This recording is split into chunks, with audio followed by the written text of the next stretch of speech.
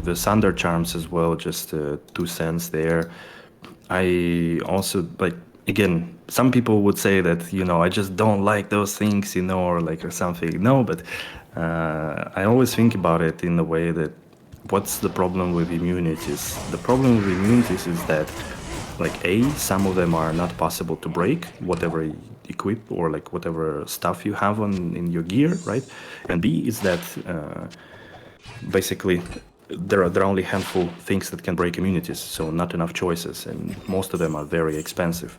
So, and when I looked at Sunder Charm, I felt like, okay, what are they doing? They only tackling the like problem number 2, basically, so that or number 1, that you can break any immunity, but then you still have only very expensive gear that you need to really play after like 95% resistance, because as you said, like it's 5% damage, doesn't do anything, and but not so many options how to lower it down for multiple characters. Like you still have only like lower resist proc or infinity or something like that, and a lot of uniques and rune words were not adjusted to be a little bit friendly in combat in terms of proccing those curses or applying the conviction or something like that. So it kind of all became really apparent when you look at some builds, like again with physical damage, for example, that you only have Decreepify that is possible to proc steadily, but it only gives minus 30%,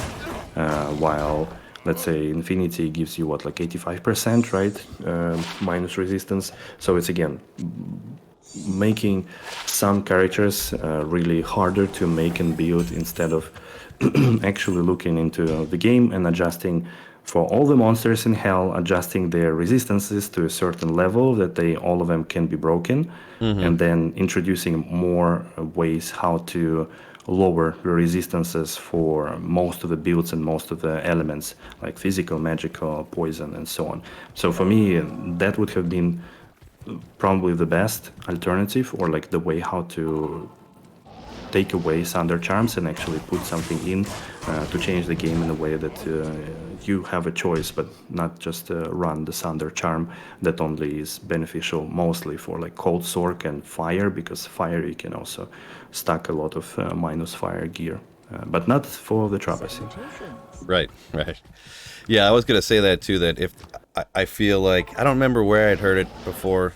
I think I had originally, the first time I had heard that was from Dabrowski, that his idea was just making all resistances like react the same way. How, because like Infinity can break lightning, but it can't. It can break a couple of fires and like no colds or something like that.